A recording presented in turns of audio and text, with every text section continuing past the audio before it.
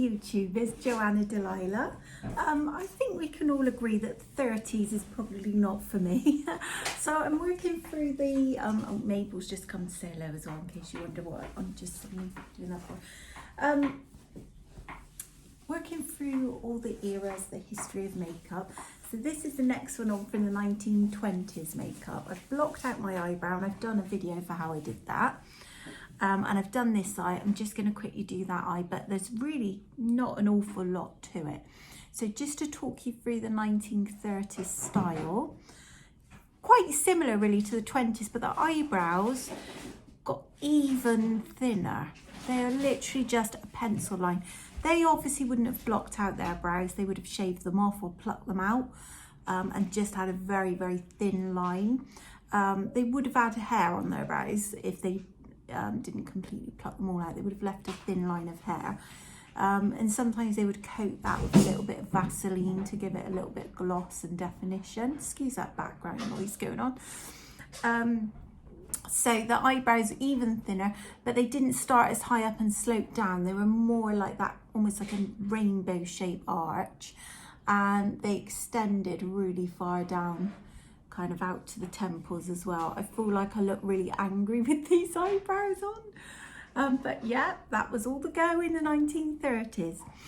The makeup style, the eyeshadow was quite similar actually to the 1920s, but it just softened. It's not as dark, so I didn't use the black base that I used in the 1920s. It's a little bit more of a chilled out version of the 1920s look.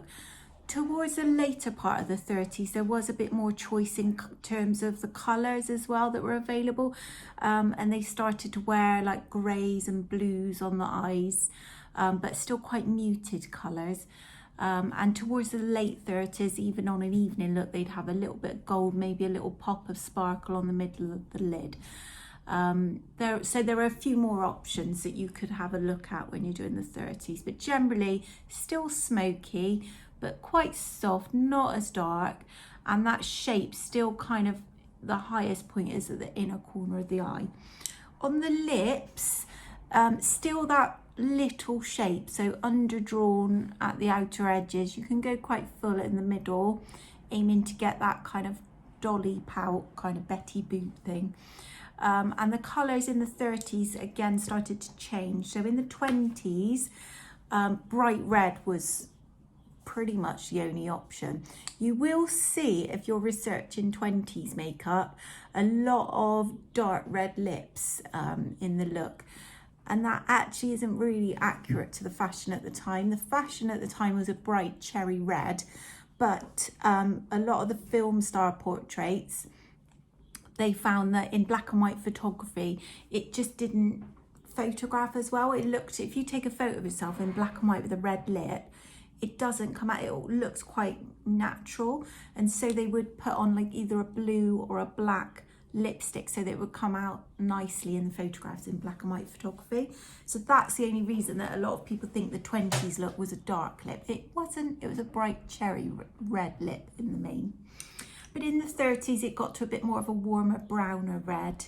But still bright red was popular right the way throughout the 1930s.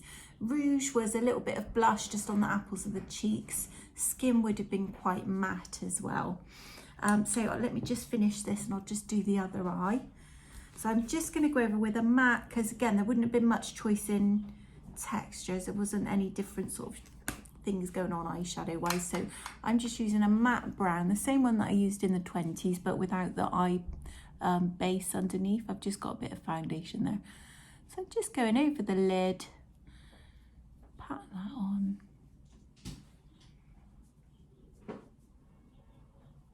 It's really quite simple. And then underneath, can't do that without opening my eye. Opening my eye, opening my mouth, I mean.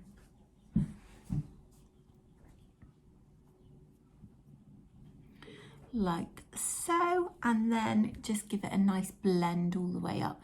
Careful of your eyebrow blocking when you're blending. I can see I've disturbed mine a little bit. So just a nice little colour wash. This does look nice in like a dark sort of grey blue as well. That's quite a 30s thing. I'll just move my mirror. And emphasize the height at the inner corner a little bit, but nothing too drastic, just like that.